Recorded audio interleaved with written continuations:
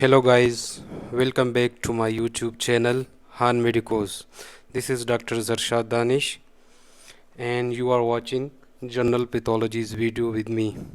And today's topic of discussion is cellular adaptation. So let's start without wasting any time. Cellular adaptation. So first of all, we define what is cellular adaptation. Cellular adaptation are basically reversible changes in the number, in the size, phenotype, metabolic activity, or function of the cell in response to change in their environment.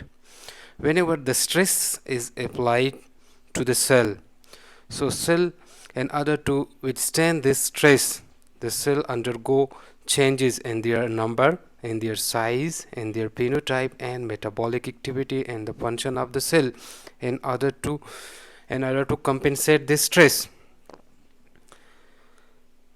Cellular adaptations occurs in two conditions, maybe physiological adaptations and maybe pathological adaptations. In physiological conditions, cellular adaptation is occur in response of cell to the normal stimulus by hormones or endogenous chemical mediators. For example, enlargement of the breast and uterus during pregnancies. This is the example of the physiological adaptation. And secondly, pathological adaptations. Pathological adaptation occurs in response to the pathology in the cells. In this case, the cell modulate and the cell change their structures and functions in order to escape these injuries. So we call this is pathological adaptations. तो guys इसका मतलब ये है कि cellular adaptations अपने आप में cell अपने आप में रिवर्सिबल चेंजेस लेके आएगा, जो कि चेंजेस होगी either number of the cells, either size of the cell, either phenotype, metabolic activity and the function of the cell in order to compensate the stress when the stress is applied onto the cells. So the cellular adaptation are basically four types. Number one is hypertrophies, hyperplasia, atrophy and metaplasia. Whenever the normal cell basically maintain करता है homeostasis को in order to adjust, in order to constantly adjust their structure and functions whenever the stress is applied to the cell. So whenever the stress is applied on the normal cell, so up to a limit, this normal cell जो है ना withstand करेगा इस pressure को, इस stress को बर्दाश्त करेगा. जब ये स्ट्रेस एंड प्रेशर अपने नॉर्मल लिमिट से ज़्यादा हो जाए तो सेल उस प्रेशर को, उस स्ट्रेस को कंपेंसेट करने के लिए अपने आप में सेलुलर एडाप्टेशन लेके आएगा. ठीक है, and this cellular adaptation basically reversible होगा. ओके, अब जब ये स्ट्रेस जो है ना रिमूव हो जाए, ठीक है, और ख़त्म हो जाए तो ये वापस अपनी नॉर्मल हालत में चला जाएगा. लेकिन अगर ये स्ट्रेस मज़ीद एक्सीडेड हो, एक्सटर्नल स्ट्रेस जो है ना इंतहाई हार्मफुल हो, then the stress develop cell injuries. So the cell injuries are basically may be reversible, may be irreversible. Reversible जब हमारे पास स्ट्रेस माइल्ड होगा, ट्रांजिएंट होगा, ठीक है, so this cell injuries should be reversible. When the stress is removed तो ये cell वापस अपनी नॉर्मल हालत में चला जाएगा. लेकिन अगर ये स्ट्रेस हमारे पास सीवियर हो, प्रोग्रेसिव हो, परसिस्टेंट हो और रैपिड ऑनसेट हो तो ये सेल जो है ना सेलुलर डेथ की तरफ जाएगा. ये डेथ जो है ना सेलुलर डेथ दो किस्म के हैं. एक को हम बोलते हैं necrosis, we call this is necrosis, and the second one is apoptosis, we call this is natural cell death, while the necrosis is called sudden cell death. So coming toward our main topic, that is hypertrophy, hyperplasia, atrophy and metaplasia. So first of all comes toward the hypertrophy.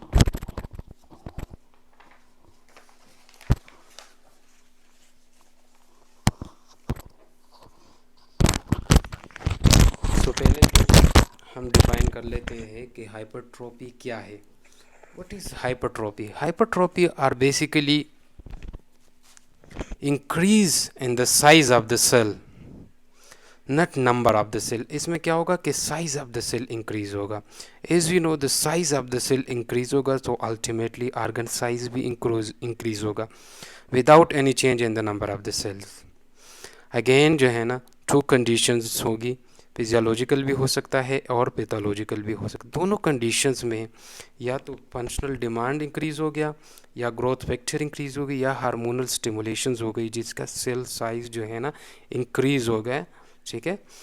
So hypertrophy and hyperplasia can occur together, both result in enlargement of the organs, but the main point is this, that the hypertrophies and hyperplasia is occur in those cell having division, having capacity of cell division. For example, अगर हम permanent cell की बात करें such as nerve cell, cardiac cells and skeletal cells की बात करें, skeletal tissues की बात करें, तो वहाँ पे division की capability limited है, वहाँ पे divisions नहीं होती, तो वहाँ पे ओनली हाइपरट्रॉपी होगी, वहाँ पे हाइपरप्लेजिया नहीं होगा। ठीक है। तो अब आते हैं फिजियोलॉजिकल कंडीशंस हाइपरट्रॉपीज़ की, हम पढ़ते हैं इसकी एग्जांपल जो है ना। सबसे पहले एग्जांपल जो है ना are basically enlargement of the female uterus during pregnancies, and this enlargement of the uterus during pregnancy is occur due to overstimulation of the estrogens. This estrogens जाके स्मूथ मसल को स्टिमुलेट करेगा, और smooth muscles में क्या होगी, वहाँ पे gene inductions होगी, सिग्नल्स प्रोड्यूस होंगे। ये signal will goes and they will produce transduction pathway, and this will further activate the genes, and these genes will further produce proteins, growth proteins, and they will further lead to enlargement of the cell, they will lead to the enlargement of the organ. So this is the example of the physiological hypertrophies. This is mesio enlargement of the female uterus during the pregnancies. The second one is adaptive conditions. इसमें क्या होता है कि enlargement of the cardiac and skeletal muscles due to overwork, due to over stimulations. For example, during the exercise होते हैं, जो जिमर्स होते हैं जो कि एक्सेसिव एक्सरसाइज करते हैं, तो उसकी वजह से सेल के ऊपर जो है ना डिमांड, वर्क डिमांड जो है ना ज़्यादा होता है, ज़्यादा हो जाता है। तो उस डिमांड को पूरा करने के लिए सेल जो है ना अपने आप में क्या करता है, रिवर्सिबल सेलुलर चेंजेस लेके आता है, जो कि हाइपरट्रोफी की शक्ल में हमें नज़र आ जाता है, और उसके बड़े बड़े जो जिमर्स होते हैं, बड़े बड़े डोले बन जाते हैं। So this is the skeletal muscle hypertrophy. Second one is cardiac hypertrophies. whenever in for examples in hypertension or erotic wall stenosis में हार्ट के ऊपर जो है ना क्या होता है, हाइपरटेंशन में हार्ट के ऊपर वर्कलोड इंक्रीज़ हो जाता है। जैसे ही वर्कलोड इंक्रीज़ हो जाता है तो मायोकार्डियम सेल उस डिमांड को पूरा करने के लिए अपने आप में रिवर्सिबल चेंजेस लेके आएगा in order to compensate this stress. Okay, so and this is called adaptive hypertrophies. Adaptive hypertrophies in order to complete the demand of striated muscles in both skeletal muscle as well as heart cells.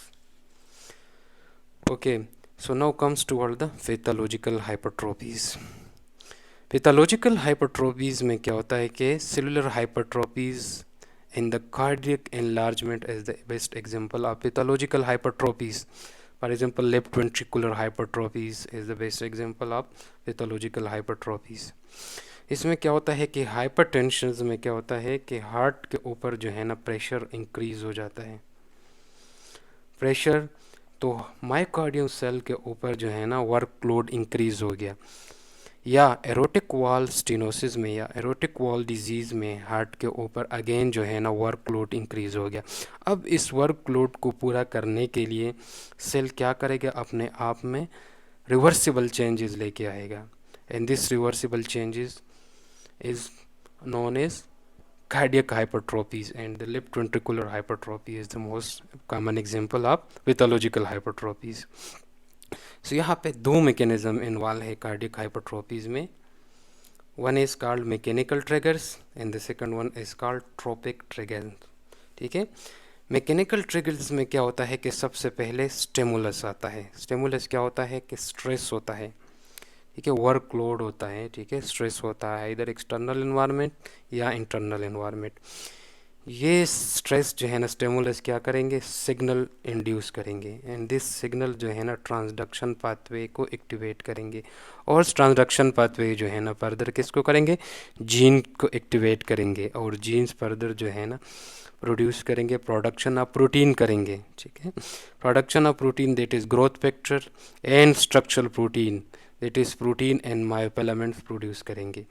ये protein and myofilaments क्या करेंगे, force of contraction को increase करेंगे, ताकि जो workload increase हुआ है, ताकि इस वर्कलोड डिमांड इंक्रीज हुआ है काम वर्क का, ताकि उसको पूरा कर सके। सो this is mechanical trigger. The second one is called trophic signals, ठीक है। इसमें क्या होता है कि ये कंट्रेक्टाइल प्रोटीन जो है ना they are converted into petal protein में कन्वर्ट होता है। We call this is soluble mediator या ट्रोपिक ट्रिगर्स इसको बोलते हैं। इसमें क्या होता है कि ड्यूरिंग मसल हाइपरट्रोफीज में the alpha myosin chain heavy chain is replaced by the beta heavy myosin chain.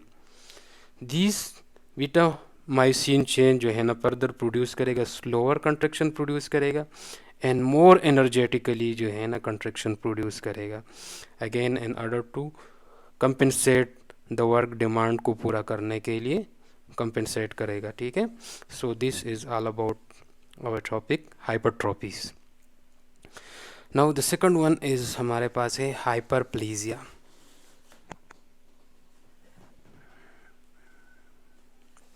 अच्छा, now comes toward the hyperplasia. Hyperplasia क्या है?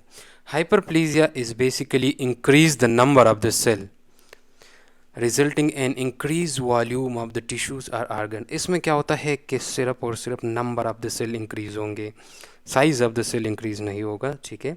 जब number of the cell increase होंगे तो अल्टीमेटली आर्गन साइज भी increase होगा, ठीक है। तो हाइपरप्लेजिया उन टिश्यूज़ उन सेल में होंगे जिसमें डिवीजन की कैपेसिटी होगी।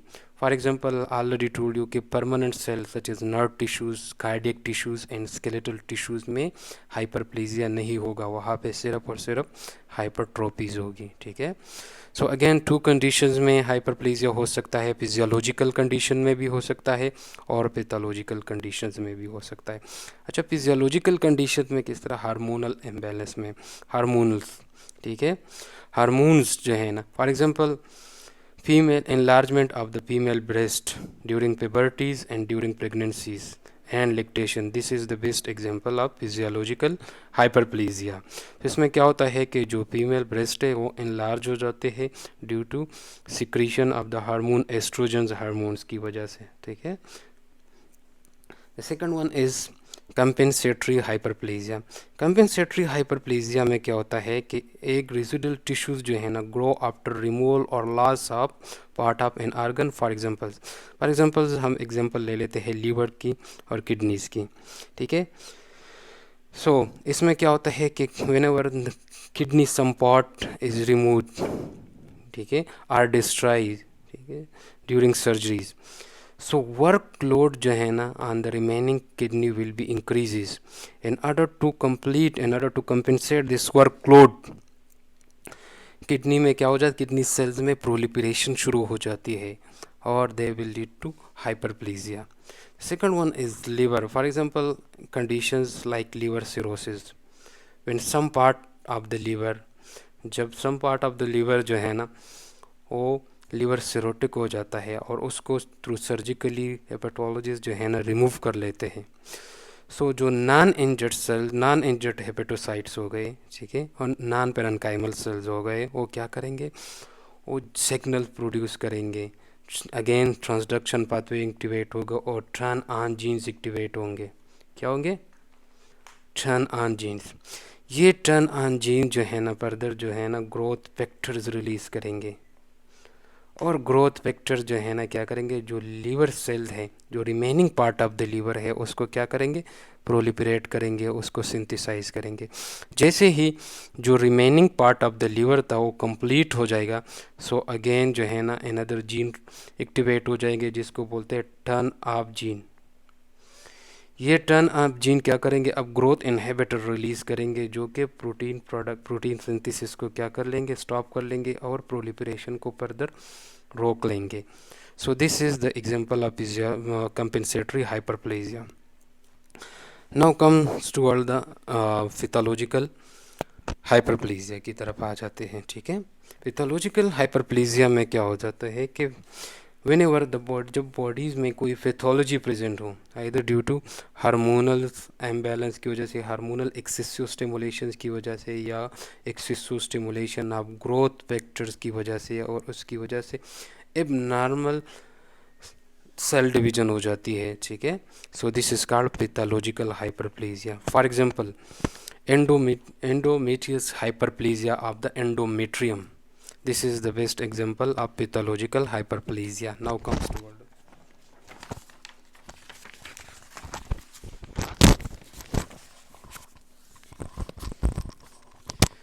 अच्छा, नॉर्मल मेंस्ट्रुअल पीरियड अगर हम देखें, ठीक है, नॉर्मल मेंस्ट्रुअल पीरियड, सो यूट्राइन एपिथेलियल प्रोलिफरेशंस होती है due to balance between the estrogen and progesterone, okay, which is under the control of pituitary hormone. Whenever due to some pathology disturbance occurs between the estrogen and the progesterone, so they will lead to excessive enlargement, they will lead to excessive proliferation of the endometrial cell.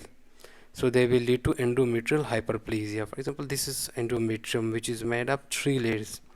ठीक है, endometrium, perimetrium and myometrium. The endometrium is basically made up 2 layers, that is basal layer and spongy layer. The spongy layer is basically, they have capability to proliferate, they have capability to divisions, and after 28 days, after 24 days, when they does not, they become redestructed, and they should be occurs in the form of menses, in the form of bleeding. But some time क्या हो जाता है कि disturbance आ जाती है oestrogen और progesterone balance में.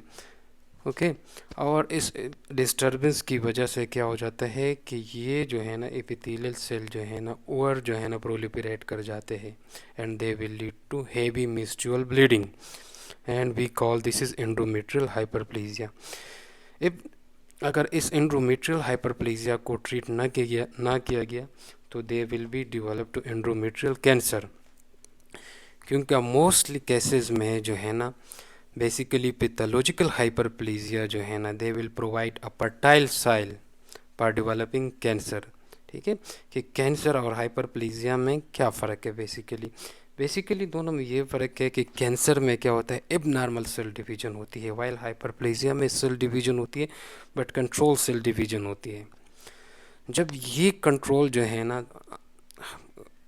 Imbalance हो जाए और ये कंट्रोल जो है ना मिसप्लेस हो जाए तो दे विल डेवलप कैंसर.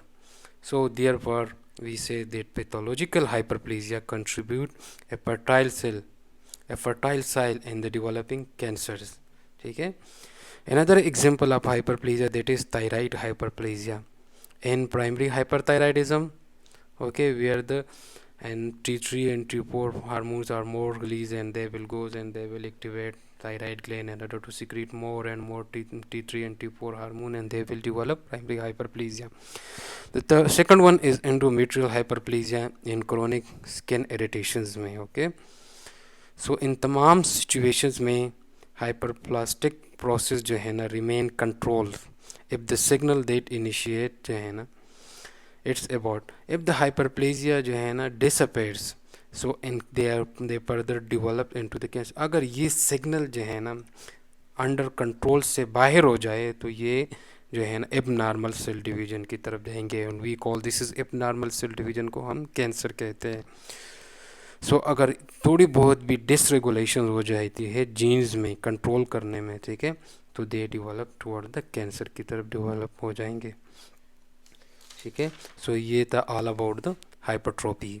सो दोनों में क्या डिफरेंस है कि हाइपरट्रोपीज में क्या होता है कि नंबर ऑफ द हाइपरट्रोपीज में size of the cell increase होगा, वाइल हाइपरप्लेजिया में number of the cell will be increase होगा. ठीक है, so this is all about our topic hypertrophy and hyperplasia. ठीक है, so Thank you for watching my videos. Kindly subscribe our channel for more videos. Thank you.